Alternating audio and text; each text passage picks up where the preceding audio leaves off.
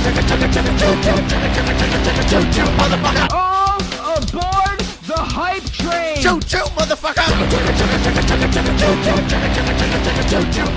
And we're live for episode 7 of the Hype Train podcast with me, your host, Magnazan. Got a very exciting episode for you today. We've got the beardy face Jacko back. Hello, Jacko. Hi. Are you feeling a bit special today, Jacko? I'm always a bit special. Yeah, this is true. You're one of those special people I know. Yep. And we've also got a special guest, but not on the same special that you are, Jacko. We've got none other than the director himself, the head honcho, the boss man of Mixmaster. Mixmaster. Mixmaster. Of Rotorcross. Oh, Mixmaster? Or was it Yeah. Mattmaster? Mixmaster. All right. Anyway, the director of Rotorcross New Zealand, self-titled, Matt Wellington. Hello. How you doing, Matt? Good, thanks. What an intro. Yeah. Well, you know, you're the first real guest. You know, I call Jacko and Steve FPV guests, but they're not really guests anymore.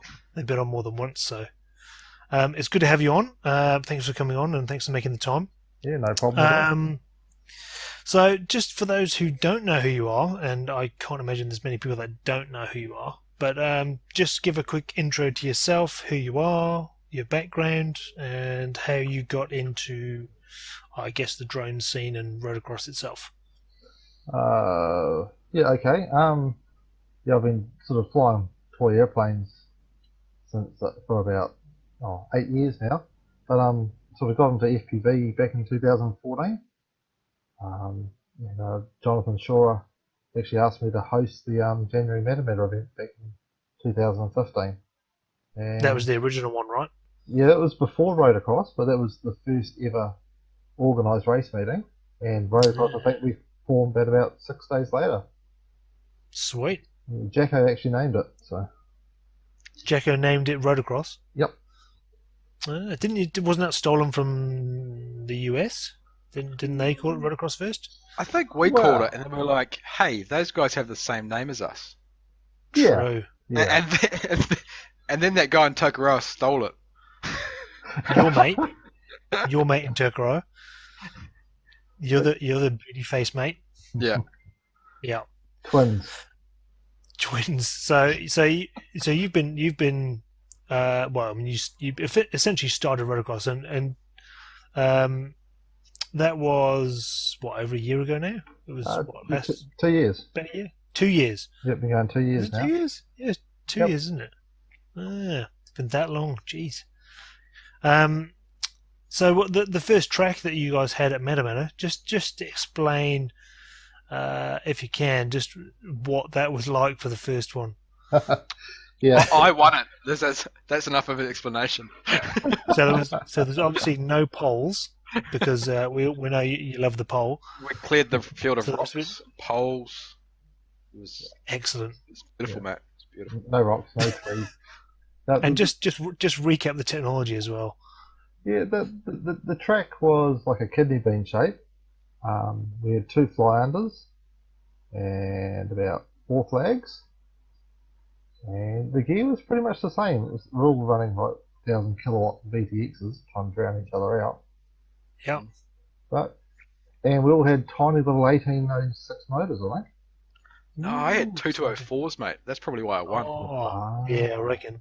That was my trick for the first season of Rotorcross. Just run way more powerful gear than everybody else. And Gareth Evans still managed to hit everything on the track. Oh yeah, I mean that's power though. But you know, his quad was 90% hot glue, so it didn't really This matter. is true.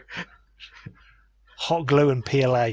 That Yep. was what his machine was made of. He claimed it was carbon fiber, but pretty certain it was PLA and hot glue. It's a composite, mate. Composite. Composite. So after that event, once Rotorcross was kind of formed, the first real race was what, Hamilton? Yeah, the first one was Hamilton. That was, I think, early March, wasn't it? No, it was earlier than that. I think I've still got videos on my YouTube page. No, I think it was. It could Was be it wrong. I March? think it Was was it March. Yeah. Is that the one you had a mare at, Ian? Oh yeah, it was terrible. Like I went full titty, knowing it was coming up, so I went out and got Cobras and Naze 32 with clean flight on it and all this, and an MXP frame. I was like, oh, this is a full titty. That's It right, was the speed G10. machine. Yeah, The G10. G10, bro. 6mm arms, yo. It was the first race, absolutely crushed it. Won the first race ever of Rotorcross, like legitimate Rotorcross, and then after that, mate, crushed it. It was legitimate before you turned up, Sunshine. And then at the time, I was using a Spectrum DX9 because I was into helis at the time, so that was the radio to have. But for the quads, I had no idea what I was really doing, and I was running an Orange RX, the old 610, I think it was, and it was absolute crap. I would get to the furthest corner of the track. So after the first race, I would get to the furthest corner of the track, and it would fall out the sky every single time.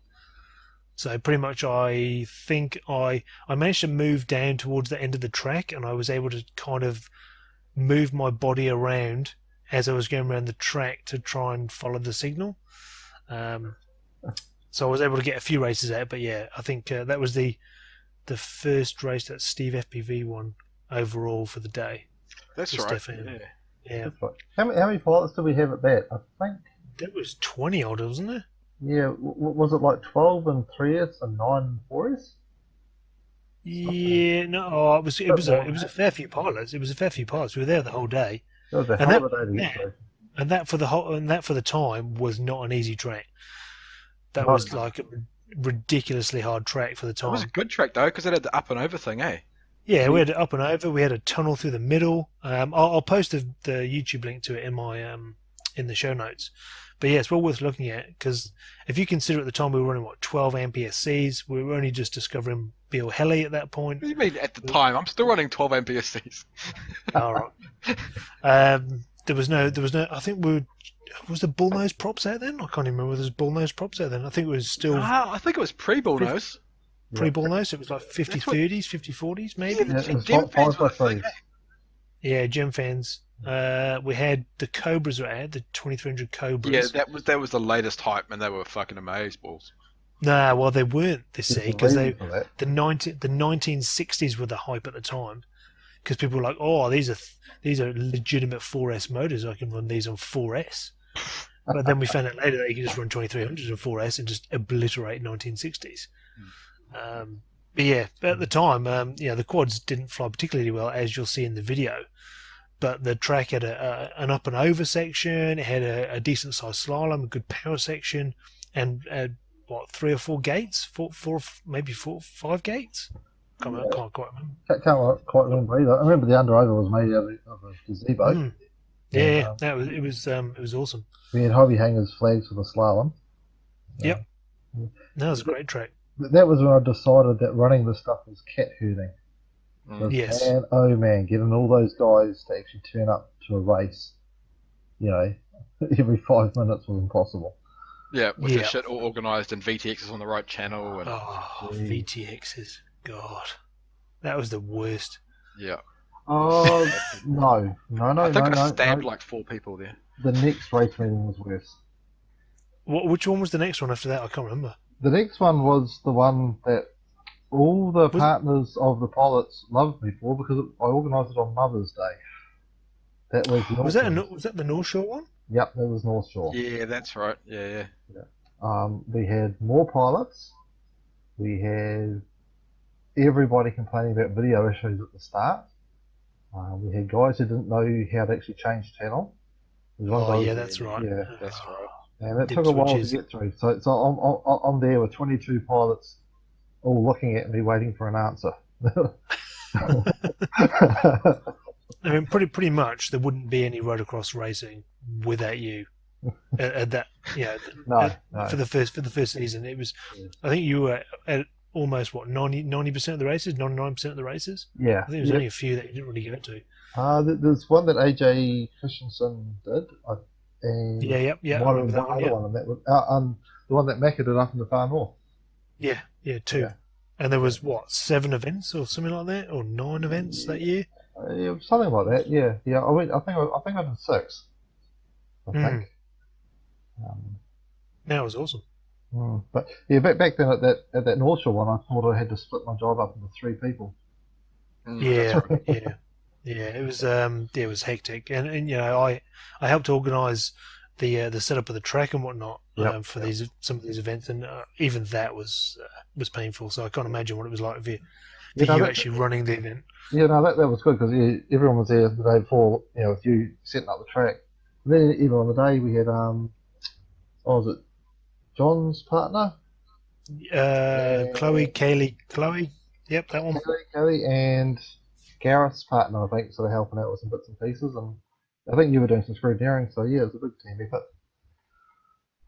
Yeah, I mean it worked. It worked well, and I think the events for that season caused massive amounts of hype, and I think that was kind of the catalyst for getting the majority of people into it. I think Oh yeah, It's yeah, heaps of fun.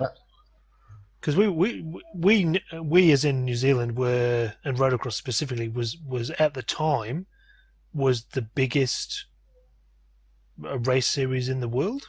yeah, because we started in our summer, and so the northern hemisphere was still in winter, and they hadn't actually started. Like we were before multi GP, Mm. you know. Yeah, a lot of people don't realise that. They just see MultiGP in the US money pits that are over there now. Mm. But we were the biggest and the first. Yay! All right. So that's Matt introed and a bit of history. So let's talk about what we've been up to since I guess the last podcast. Jacko, do you want to go first? Oh, I can do that, mate. I can do that for you. Yeah. Uh, Your Uber driving going well? Nah, mate. I can't Uber driver. So it's hard. No, we cover. Yeah. I've started working in a coal mine though, digging coal. Don't you work? Don't you work down the Hadley's Way now? I work for whoever will pay me money. Sweet hooker, Yeah, pretty much. male gigolo. Yep. What have I been doing? I've been building wings. It's a change, True. eh? It's a change. I've been building wings.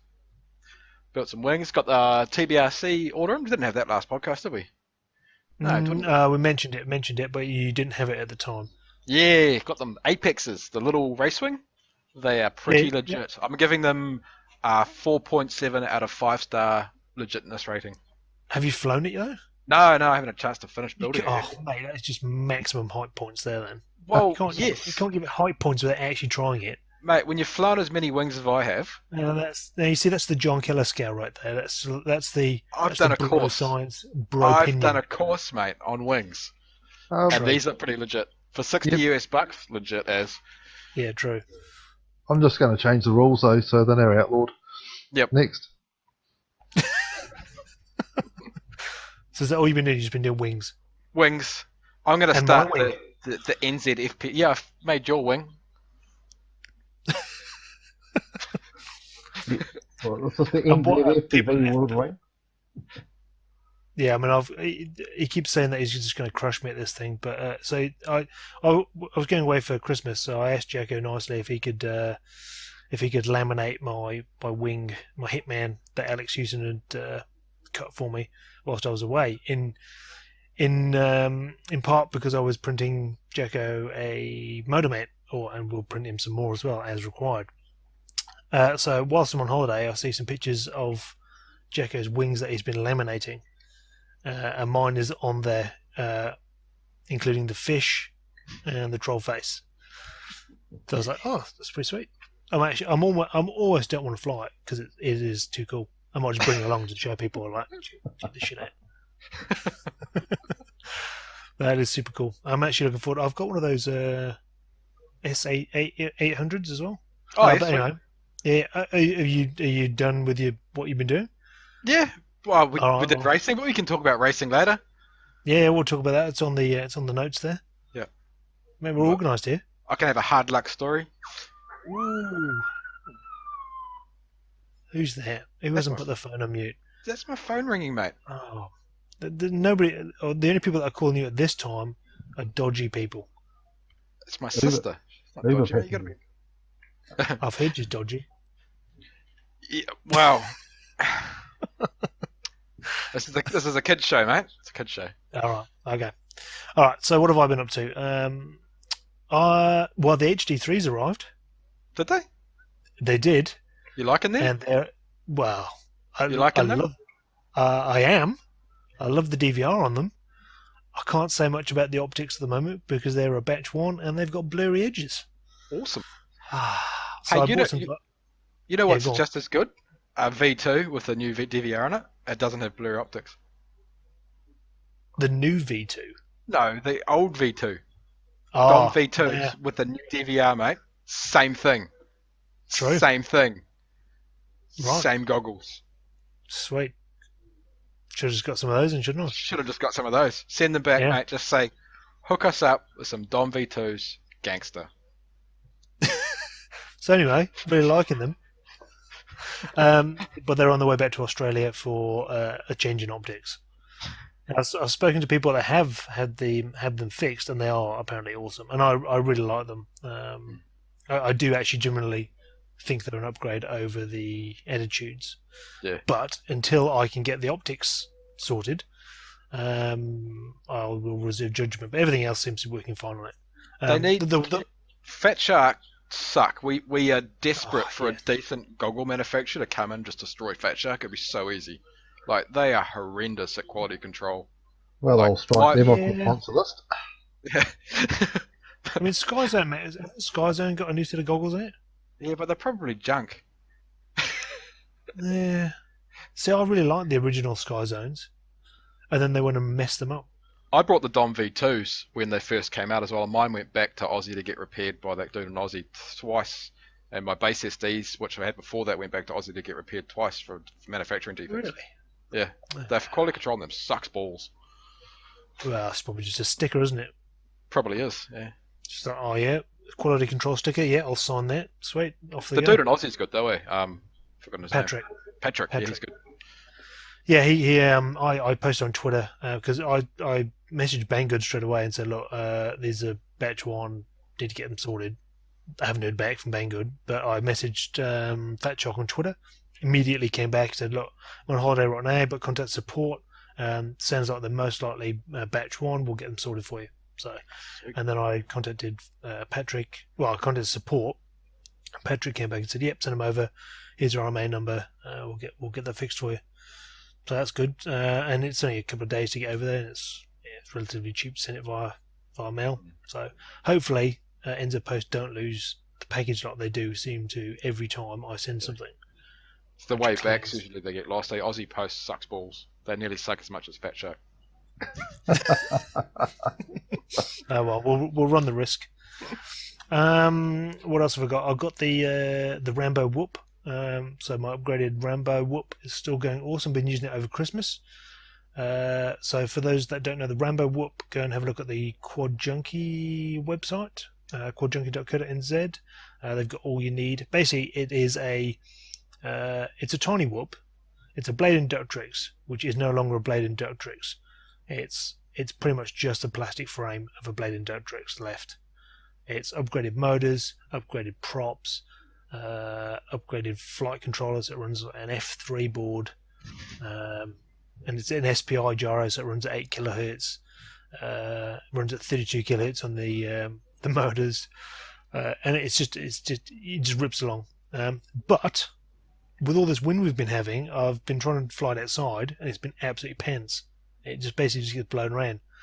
So what I have built, which some of you may have seen, is a 3D printed frame from Thingiverse, which takes the 1103 motors, which are super cute and super tiny. You don't realise how tiny these things are until you see them in person. But it's slightly bigger than a tiny whoop. It takes 55mm props, and it's fully brushless. With I'm an gonna F4 have to interrupt you there, mate. Mm-hmm. I've never heard anyone describe motors as cute before. No, these are very cute. Yeah. Got a problem with it? No, we'll keep going. Continue. All right. You'll think of a witty retort. Without getting myself locked up. Yeah. Anyway, so yeah, this thing's super tiny. It runs the the same camera VTX combo as a Tiny Whoop, so the little TX03, which I tell you what, the new TX03, the Earsheen combination one. Have you seen those? You know what I'm talking about, right? No idea. You know the camera on your Tiny Whoop. Yeah. And it has the integrated VTX. Yeah. Well, the Earsheen, which is a brand, there's a newer version called a TX03, which now outputs on 25 milliwatt, 50 milliwatt, and 200 milliwatt. But I put it on 200 milliwatt, not 200. I put it on 50 milliwatt, and was able to fly pretty much everywhere on just a standard antenna. It was incredibly awesome. Is the camera any better? Because like the Tiny Whoop camera is a bit of a potato. This one's actually really good. It's it's still fisheye-ish, but it seems like you're going a million miles an hour, but you're only going bzzz, walking pace. But that's So fine. it's GoPro Superview styles. Yes. Oh, probably a little bit more extreme than that. I've got some DVR actually. No, there's plenty of DVR you can see, but yeah, it just seems like you're getting way faster than you actually are. But yeah, I built this little thing just for buzzing around the garden, really, in a bit of wind. So I'm just waiting on the props at the moment because I bought these DYS 2030 props, and they were shit ass. Over They've- square props, mate. 20-30 they've- props. That's cool. Yeah. Yeah, Over square. they've vibed so much. So apparently there's a molding issue with them. Where one of I think it's the counterclockwise props. One of the props is significantly heavier than the other two. And basically, this thing was vibing so much it unsoldered itself. It broke the little wires from the motors because they're only like 3 strands. So I haven't been able to fly. So I'm waiting on decent props. So that's that one. Been using the TBS race tracker. You guys seen that? The single person little Yeah, beast. yeah. Yeah. Freaking awesome. Yeah. So good. And if you've got an Android phone, there's a TBS app for it, which allows it to run standalone, and you can modify a few bits and pieces that you can't do in the Drone Squad app. But we had, I think, 6 of them at the race on the weekend. And basically, it's just you basically just set it up. You set up your bubble, your VTX bubble, by calibrating it. It's basically like a gate in a bit's width away from the tracker, and it picks it up every time. But as you go through, it calls your lap and it calls your time, so you don't have to keep calling it your name. That would be badass. That's what is missing from wings racing specifically, knowing how fast you're going and then being able to like judge it on the next lap and the next lap. That'd be amazeballs. Yeah. We use that on. Oh, sorry, I was just going to say we used that on Saturday for the time trial stuff in Inglewood. One of those. Worked And how was awesome. Yeah, it was it's good. good, isn't it? Well, it picked up Paul, who had 600 milliwatts really easily, and then having to recalibrate it to the other guys who were on 200 milliwatts was the only issue. Why is somebody using 600 milliwatts? Well, because it's a non-normal event. It's it's just a local event. Banned. Should be banned. Disqualified. Banned. 200 milliwatts. Banned. We've been running 25 milliwatts. We had 7 people going Yeah. on 25 milliwatts with unifiers and triumphs. Yeah, it's pretty impressive, right? We had 6 wings up Mm. at the Nats, all flying. 200 milliwatt. Legal, mate. RSM legal. I know, that's good. I think for Rotorcross events you have to keep it legit for the RSM stuff. But when you're just doing these little sneaky races, obviously we run fully legit. If RSM are listening, probably not that popular. They're probably not listening. Nah. Fell asleep. But anyway. minutes ago. But the point is though, we're behind trees. We're flying in relatively close proximity to everyone, and it's fine. What we have found is that as long as you've got the decent antennas and the decent VTXs, all is well. The true test is going to be Levin. Yeah. Yes. That is the wooded area. That will be. We've been flying in wooded areas though, and it's fine as long as you've got your ground station in the right place, because we're all running ground stations as well. Well, 99% of us are, with the pepper boxes and just a normal Omni, and it's absolutely fine as long as you point it in the right place. Generally, it's absolutely fine. So I think we just need to figure out where people need to sit at Levin. It's probably going to be up on the bank. Yeah, we're going to have to the move main- people away. Yeah. Because Jonathan's talking about cutting a clearing, so you're going to go in the forest, then halfway through blast out through the canopy and onto the field. Yeah, we tried to do that last time, but it just was too tight.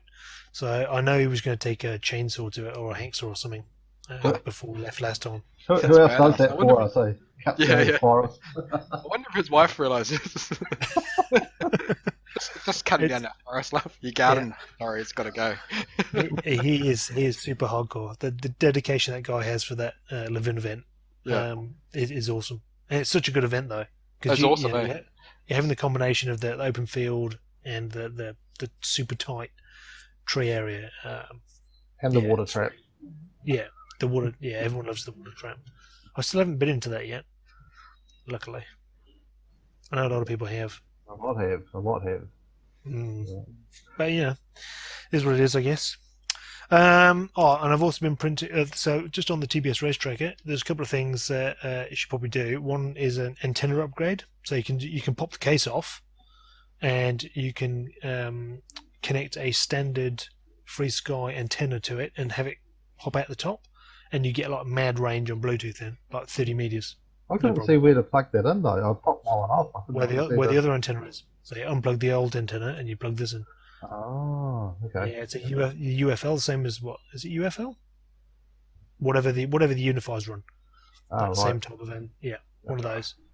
Pop it out the top and it runs for miles. Because there was I think one of the batches had a faulty antenna, and with the later batches they give you two antennas, and I think the second antenna that they give the spare one is the upgraded antenna.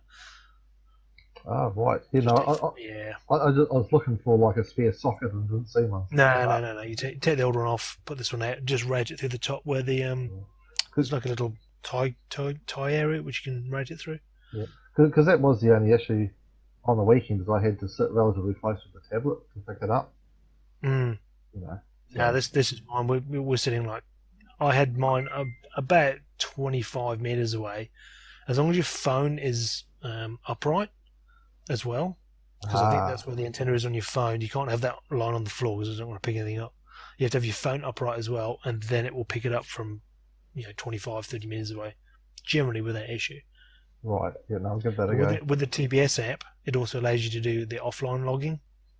So even if you start it and do the flyover start, so you fly over the tracker and it picks it up, and then it records offline. Then you just go and sync it to your phone if you are out of range.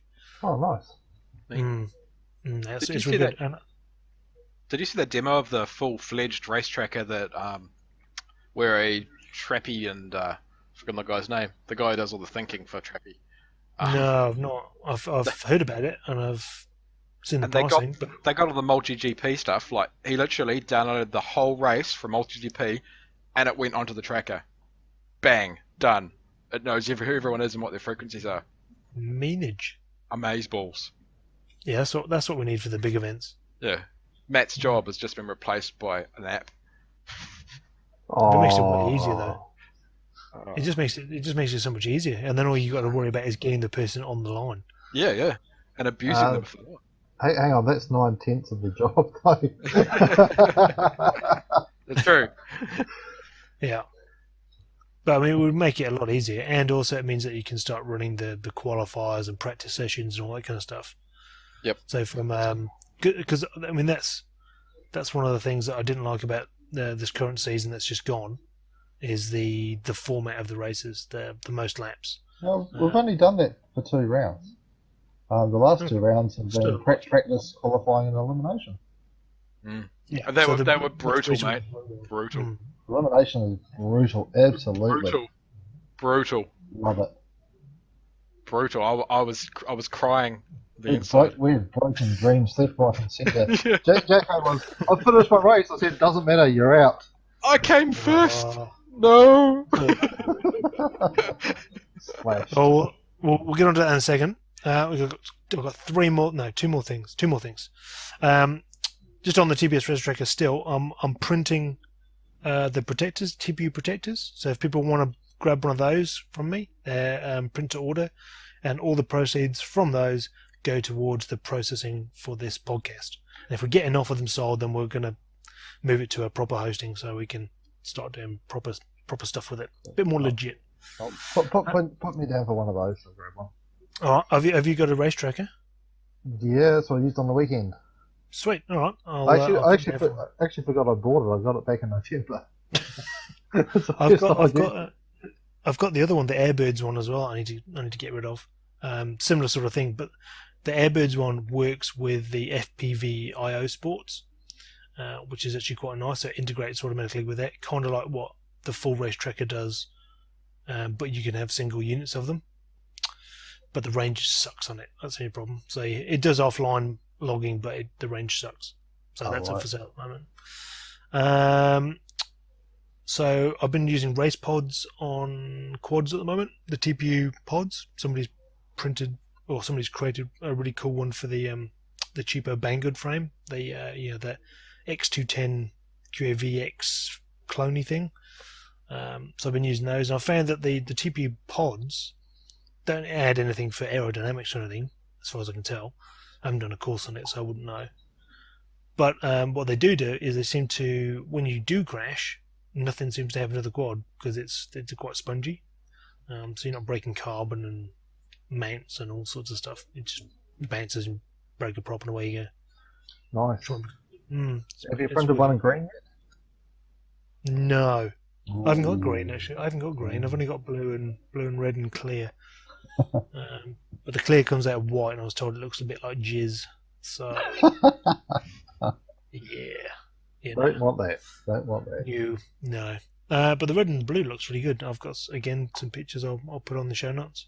And the last thing I want to talk about quickly for hype wise is the new Emax motors, the 2205 2600 S RS, whatever they are, the new ones. Absolutely monster powerhouses on any prop pretty much. I've been running them on the 5051s, and they're just monster. Like compared to my ZMX 2600s, they just obliterate them. However, question. Did you see Scott Taylor's video? Yeah, I was going to say that Scott Taylor's been shearing them off, and so has Sean as well, Dynamo. So I'm a little bit concerned, but to be fair, I don't crash as hard or as much as they do. So I'm hoping they'll last. I've got a question for you, mate. Yep. I've been running a whole bunch of numbers for the Spec Wings racing shit, trying to find the ultimate motor. Have you tried a Tiger F42 2600? I've not, but I've heard they're beasts. From the numbers, they monster everything by like 20%. Like, just destroy even those new Emaxes. By the numbers, that's like working it out properly with the IR and all the... Yeah, but I mean, if we're talking quads, that's a little bit different than talking planes. Well, no, it's the same thing, mate. It just makes RPM from power on. True. I keep forgetting that, eh? Yeah. If they put the prod upwards, prod forwards, it's the same thing. Right. It makes torque, which spins the prop. But in theory, they just amazing. But I haven't actually tried one yet, so I don't have any real numbers. Well, isn't Timmy G supposed to be sponsored by T-Motor? I don't know if he's got that same motor. He's got the F60s. Yeah, he's got the big ones. But those are monsters. Those are monster big. But if he's sponsored by T-Motor, surely he'll be able to get a T40 or whatever they are, F40. F40. I think I saw Gary Kent was talking about the F40s, just as FPV from the UK, and he was saying that they absolutely rip balls. But to be fair, how much more ripping of balls do you need? I'm still not maxing out my 2600s on the tracks we're running over here. And from the races that you've been to recently, Matt and Chris, have you seen anybody other than Taupo? I think they're probably at full throttle for some of that. Yeah, all on Taupo track I was at full throttle. Oh, is that for wings though, Chris? For wings, yeah. Yeah, Taupo we had one straight on the quads, we could go full throttle. Matter if she was tight enough that the guys who did go full throttle overshot the corners. Yeah. We're still not running power, like just full on power tracks. But otherwise, I mean, if you were running full throttle, how long till you melt your battery? Well, that's it. I mean, they're not going to last very long. And even the 2600s that I'm currently running, if I run full throttle, they'll be done in like a minute. Yeah. And there's no way you can get around the track in a minute. No. So I mean, you have to kind of balance it off, I guess. You also, with the new format, you need to make sure you've got enough power for a restart. Oh, Because if you don't all make the first gate in eliminations, we restart you. You ain't got time to change batteries. oh yeah, but that's easy enough. So, So you're not allowed to change batteries? no, you probably are, but I'd be looking at you really annoyed because you're taking up time. Because they did that at Worlds when they only did the whole shot though in the finals races. Yeah, we always come down to the wire. That's when we were doing it too. Oh, okay. And Wayne Steve FPV did a race and then just flew around circling, waiting for this next one to start. Oh, jeez. All right. So whilst we're talking about it, let's talk about the MFNZ and the RX nets. So what was it? Because it was two events, wasn't there? There was a MFNZ one. It was a normal Rotorcross round for 4S and 3S, and then we did a Model Fly New Zealand Championship as a separate event, and then on day 2 we did wings for Rotorcross. So we actually okay. So how many? Actually 3 events. So how many people were there? The same people on both events, or was there a mixture? Yeah, we had pretty much the same people for 3S and 4S. I think Steve FPV was the only person who didn't run 3S. Oh, and Ian.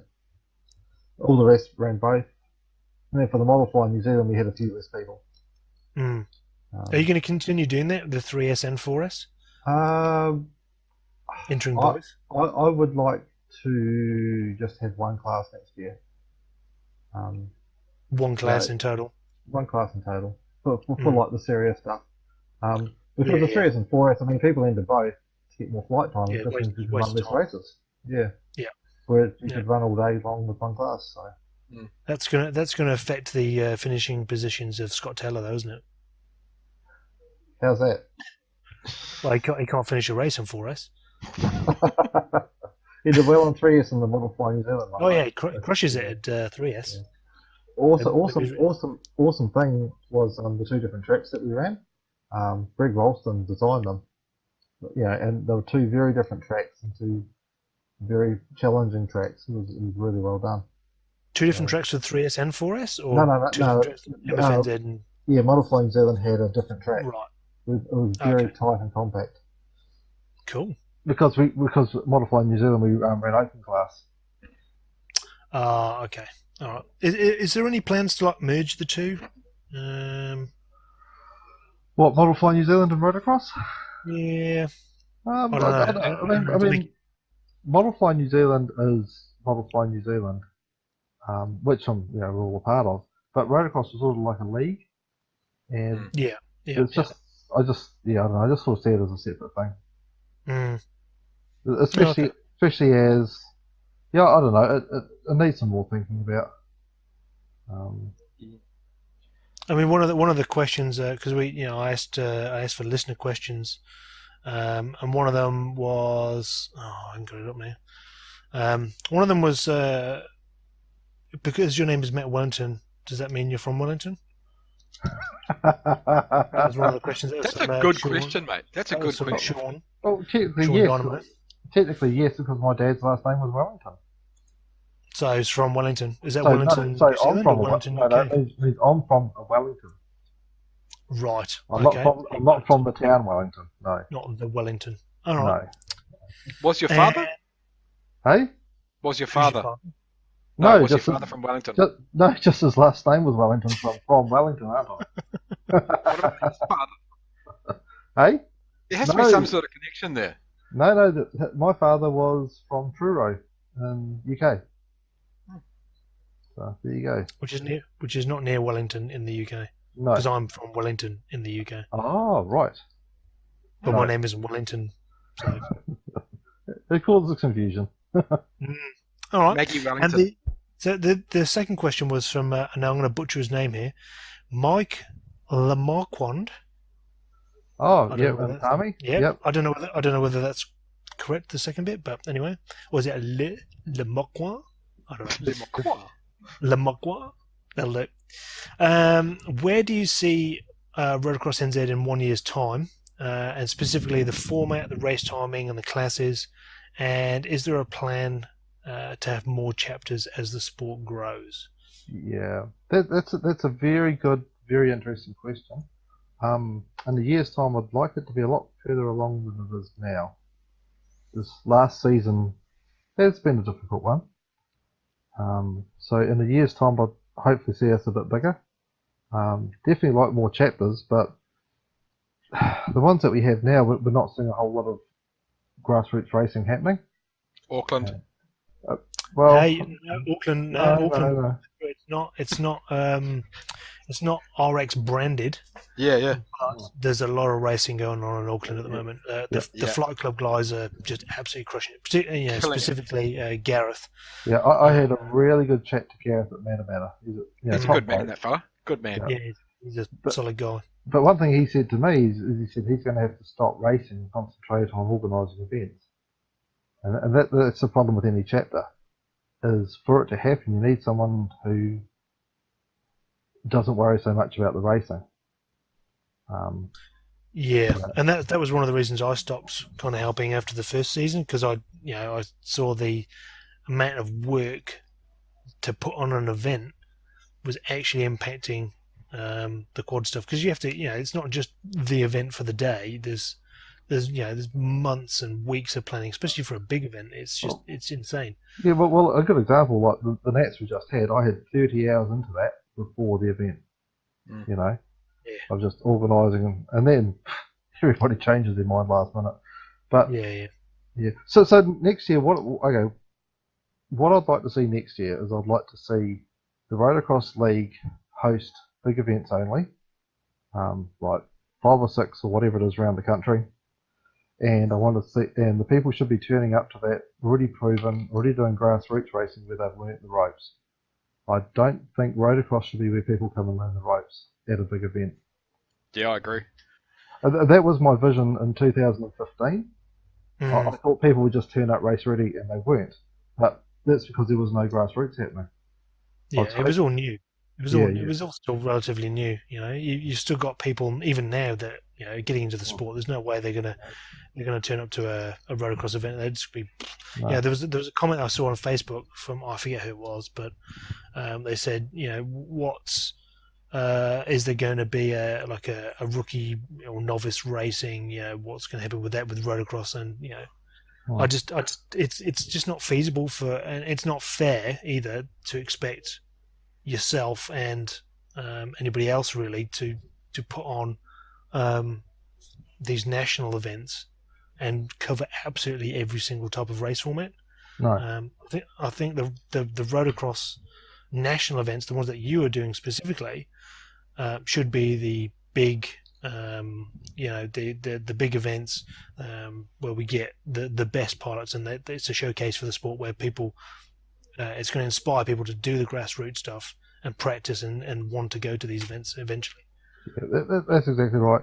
So what I want to do this year, though, is I want myself to focus on getting these smaller clubs actually up and running, doing the grassroots. So if that means, if it's supporting over the phone, supporting over the net, or actually driving there, like I have done, and run a couple of races for them. Because until that happens, the rest can't happen. Yep. So that's my plans this season. Mm-hmm. And what about wings? Is it, obviously we're talking drones and stuff here, but is that for wings as well? I don't know, Jacko. What do you think? I mean, wings seems to be taking off by itself pretty good.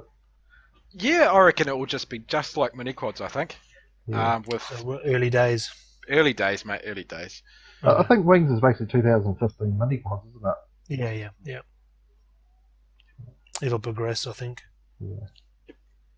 Awesome. And what about things like format and race timing? Any plans on those? Yeah, well, we've got the Tapapa event coming up, and there's some money involved with that. So hopefully we'll get a TBS race tracker after that. This is Rotorcross's first money. Is it? It is. Yep. So Yep. it's a great segue. So yeah, the Te Papa event. Just for the listeners that don't know what that is, just explain what's going on there, Yeah. because that's quite exciting. So what's happening is Te Papa approached us to host a race there as part of their bug lab. I think that is their exhibition at the moment. So it's taken a while sort of to get it all finalised over the line, but we're holding an outside race meeting for them. It's an evening event. It goes from 6 p.m. to 9 p.m. Got 16 pilots with the qualifying and winner takes all format. But yeah, they're super excited to have us there. We put up some money to give to Rotorcross for doing the event.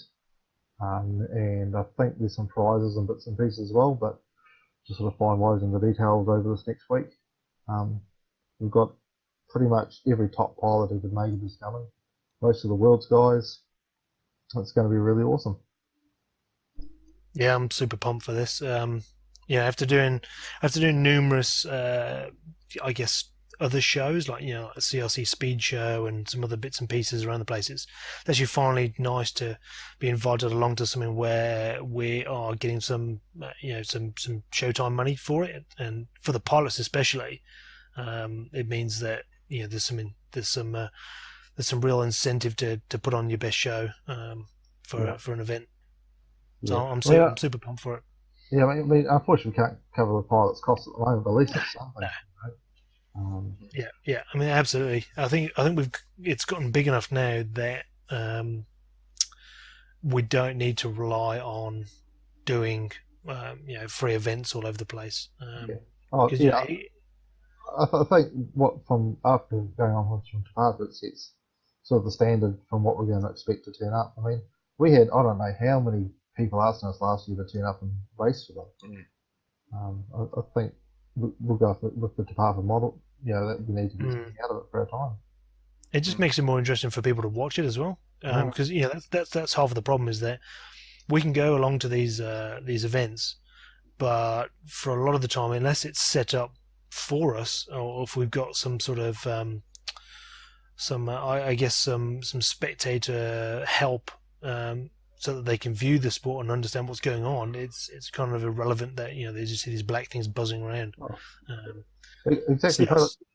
Yeah, go on. I was going to say, Te Papa, they've got the big screen, same as CRC had. So we've got all the pilot feeds up on that. And the other really big thing with it is we're getting it down to where we can run a complete race in 2 to 3 hours, like a full elimination format where you've got some excitement and stuff.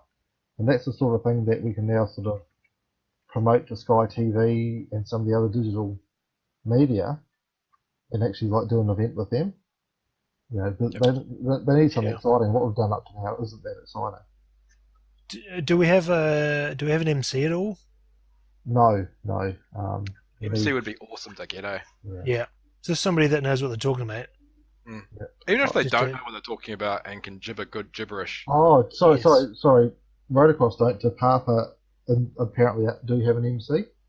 They'll be doing interviews and talks. We've also got a bar for drinking alcohol and a DJ playing music. Awesome. Sweet. We're going to have a live metal band, but they're overseas at the moment. Ooh, nice. If we can sneak a person into the MC booth and chit chat to the announcer whilst it's going on, that'd be awesome. Yeah, I think we need to sneak Timmy, Stefan, Scott, and yourself in there. Actually, from what I've seen. Yeah. That's what I loved at Taupo. We had Scott Taylor going around with the camera quite a bit. Yeah, he does some awesome videos, And then him and Steve Natt teaming up, and then Timmy G running off with the camera. That sort of stuff. I wish I had that at every event. Yeah, it is good. It just, especially for people that are watching that aren't at the event, because I had no idea what was going on down there. So to see the goings on, it's always nice to watch that. And you can only watch so much racing before it gets kind of samey. Yeah, exactly. I'd love some more Chris Ballard style live stream. Yeah, that'd be quite cool. I could probably do something like that down in Te Papa whilst we're down there. That would be cool because I mean I love that. Like when you guys were in Hawaii, being able to sort of chat to Chris, he go chat to you guys, and that was just that was invaluable. Really. Well, I think Anna will be down there. I don't know whether she'll be keen for doing that. Possibly, but at least people would like to look at her. So there's always that. Silence. Too far? That's a phone call from Aussie Freako right now.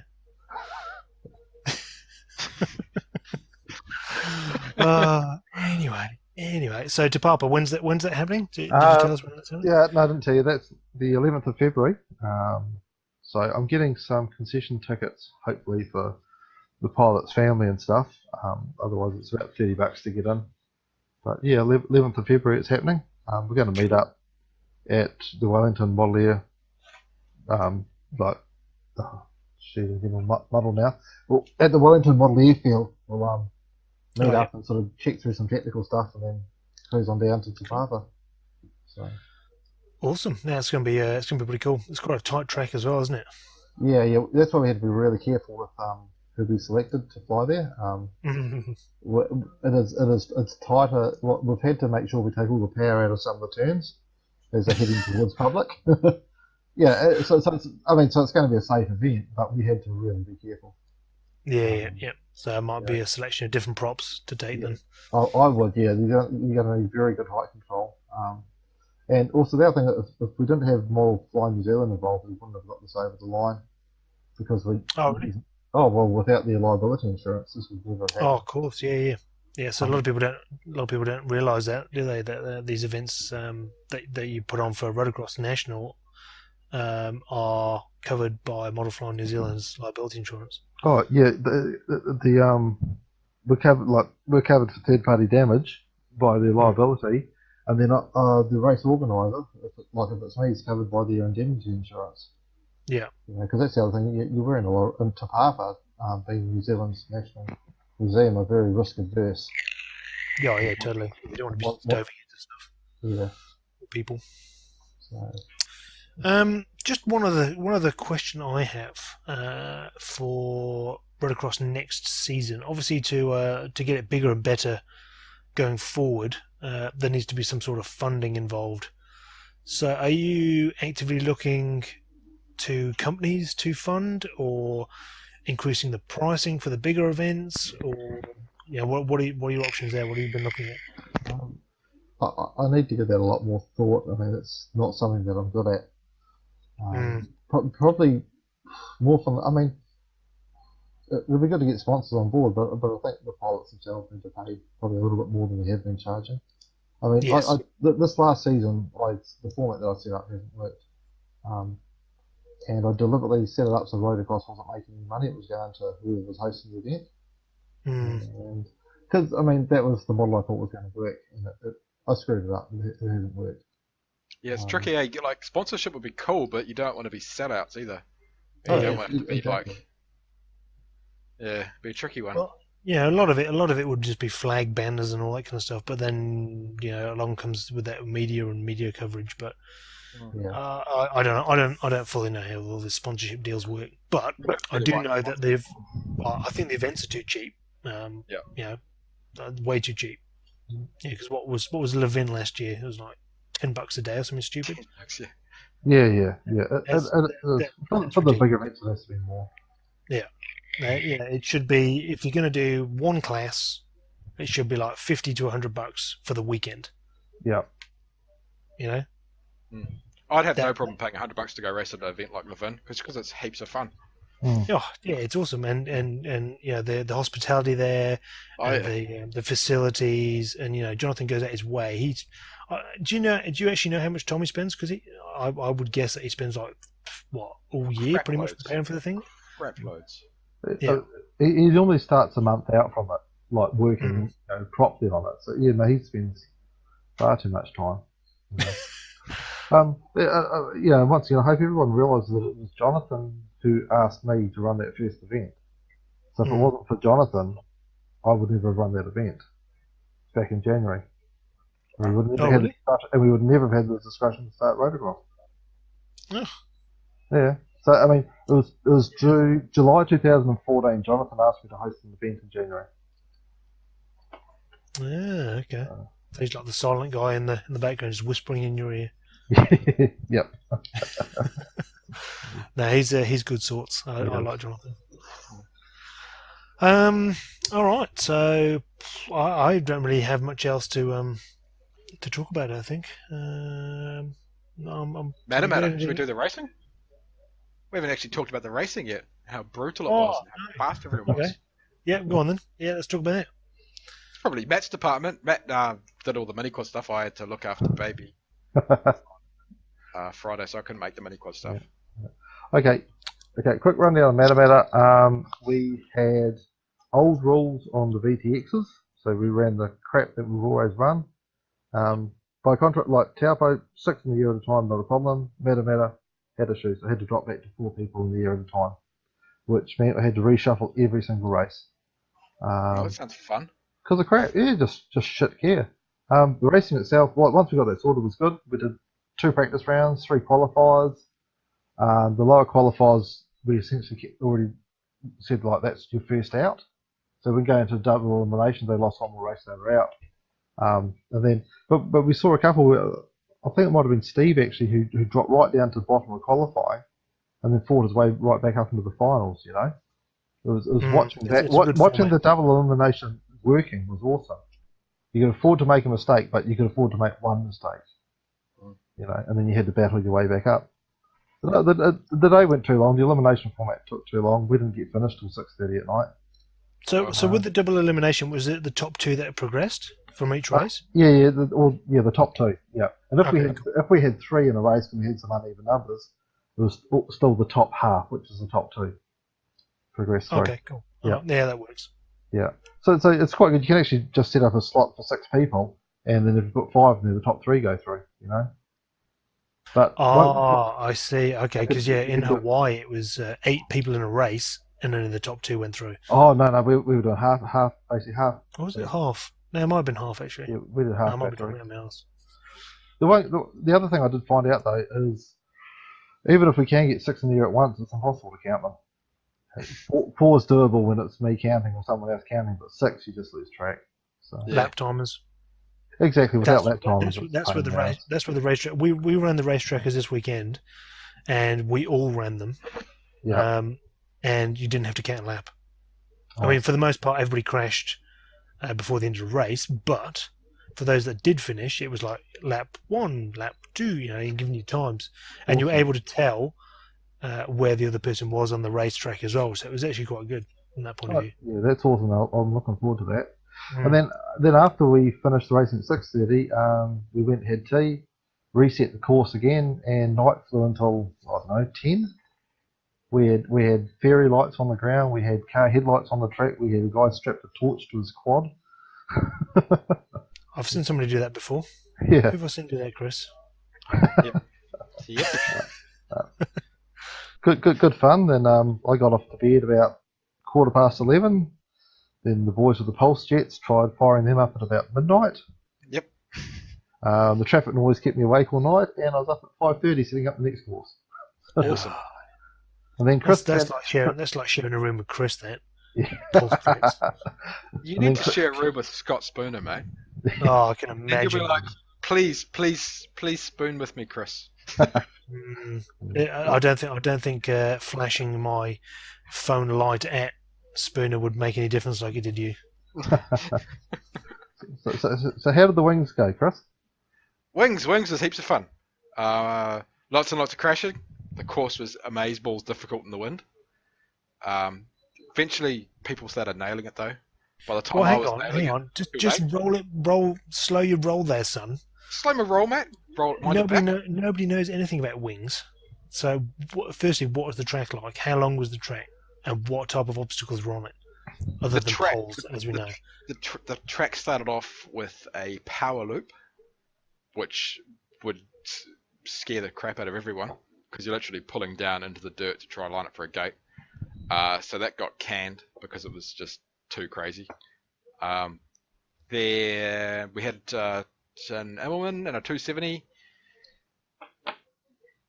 And some slalom? One of them. Yeah, lots of gates. It's a good course actually. It was just how long was it? How long was the track? Wouldn't know in lengthwise. It It was was, pretty it was about tight. it was about 200 meters long. To that, pretty much you need Okay. twice the size that you need for a mini quad course. Right. Okay. Cool. And yeah, it was good fun. It was very challenging in the wind though, because it was a straight crosswind for every single gate, and so every single gate you've got to bank into it and sort of slope through it, which took some trick and a bit of learning to work out how to do it. To Are the give you, majority of people running gyros or not? Yeah, a few guys were. Alex wasn't, but Alex has got a amazeball Yeah, but thumbs. Alex is his own gyro. He's like Yeah. robot man. Yeah. Cam was who came second. And those theories fly like on rails in the wind. Yeah. I think everyone else who wasn't was struggling a bit. Interesting. Okay. but just thought we'll give them an idea of the gate size. Like for mini quads, it's a 1.5 meter gate normally. For the wings, the gates are 3.6 wide and 3 meters high. And that's still small. Tiny. Yeah, it isn't a wing. Yeah, because you don't have that. You don't have that side to side control as much. Yeah, you've got to line up way earlier and then Yep. gritting your teeth to get through it. It must have been quite. I did see some video. It looked quite good. Yeah, it was heaps of fun. There was it's interesting because the Taupo track you could pretty much go full tits the whole way, and it was just fly on rails and make sure you don't screw up, and you could win it. This one was you had to have a lightly loaded wing, and a flight control to be perfect. Like power had no relevance at all. I don't think anyone got much over half okay. the whole time. Interesting. So you had like slaloms in there at all, or not? Yeah, there was a small slalom, but it was just the gates that made it killer because every single one you're turning out of a turn then into the gate, and it was brutal. Yeah, It was nice. brutal. Yeah, especially with wind because it's going to blow you side to side each time. You don't have that. Okay, that's pretty cool. It's good fun though. Good fun. Yeah, I'm looking forward to getting mine going. The big difference I noticed between the wings boys and the quad boys was after every round of wings, there's somebody out with a hot glue gun. Taupo wasn't that bad though. Like No, there was me repairing my stuff on Taupo, and that was about it. But no, Matter was just repairs all day. Yeah. So that's pretty tough on the gear then. Yeah, Yeah. she was brutal. Do people bring like multiple wings or? Yeah, Cam I think had you need. four. Yeah, Cam's pretty much got shares in Horizon Hobby now. Sweet. So she's got like 20 of them. Yeah. Yeah. Yeah, I think you want at least 2 wings.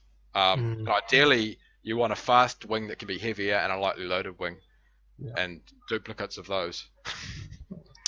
Can you not Can you not just add more weight to a wing? Yeah, And but make you it want to heavier? you might as well put weight in to make it powerful, as opposed to building it with a small motor and light gear and light servos and such. Okay. All right.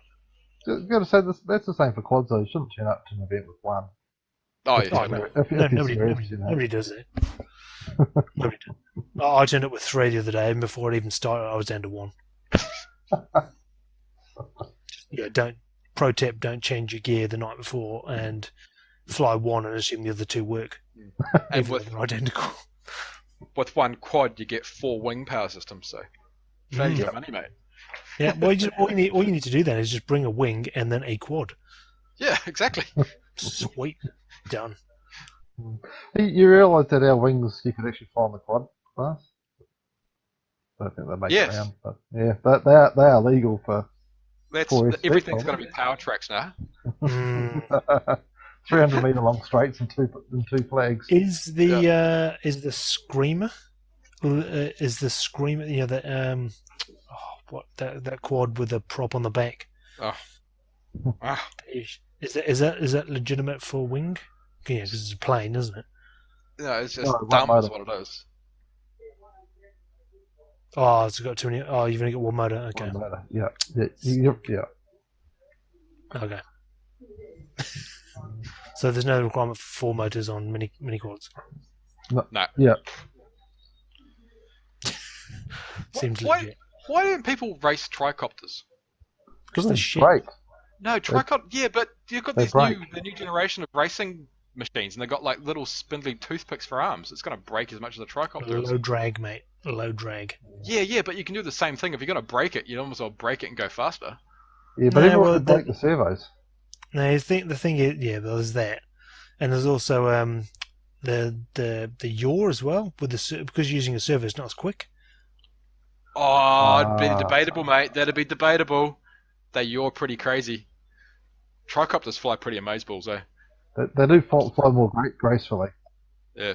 The tricopters It's like just more weight. I don't think you're gonna get the weight down. It's only one servo though, and you're losing 25% less power. So True. there's big gains to be had. Maybe you should try it. Well, you should try it, mate. I'm doing wings. You can play with your toy helicopters. Yeah. Well, apparently Gary's been messing around with the plus frame again. Yeah, I saw that. That looks pretty cool. No, it does look pretty cool. I still prefer the XL frame, but that's just personal preference, I think. Yeah. Maximum hype. Welcome back 2010. Yep. Yeah.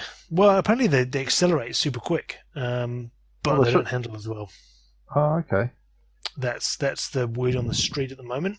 Sean Taylor's been testing them along with Brian Morris, and they have said that they accelerate like stink, but they don't handle particularly well. Wonder why that is. Well, I did read there was something to do with 2 motors per orientation. So you have 2 motors for roll, 2 motors for pitch, as opposed to on a plus where you've only got one doing one direction. But something like that, I don't know. With some bro physics. That sounds like bro physics, yeah. It made sense when I was reading it. I'm not going to pretend I fully understood everything, but it was like, yeah, it kind of seems bro sciencey, so I'll go with that. But yeah, I did. There are some threads on the intertubes talking about just inherently more stable when you've got it in a X or a H or a XL format as opposed to a plus. I don't know. It's because of the counter. It's because of the counter rotating motors, all that kind of shit, and torque and blah blah blah. Yep. The loop time, mate. It's all about the loop time. Yeah, for sure. I mean, it's basically a plane anyway, so I don't know what they're talking about. Exactly. Little lift and drag, isn't it? Yeah. Yeah. They look like bear wings, mate, from Star Wars. That's what they look like. Sweet. All right. Well, I don't have anything else. Has anybody else got anything else? I don't have anything else. Do you have anything else? No, I'm all good. Sweet. Well, thanks for coming on, Matt. It's been great to have you on. It's been a pleasure. Quite a long episode, actually. It's been an hour and 7 minutes. That's pretty good. We cut out all the crap. We'll get down to about 15. And thank you, Chris, for coming on. It's always a pleasure to have you on with your beard face. Hey, thanks, mate. It's good to be here. Yeah. No, it's always appreciated when you come on. Appreciate you being here. We'll leave it at that. Thanks, everyone, for listening. Don't forget, we'll be back with episode 8. Seriously? Seriously? On my outro.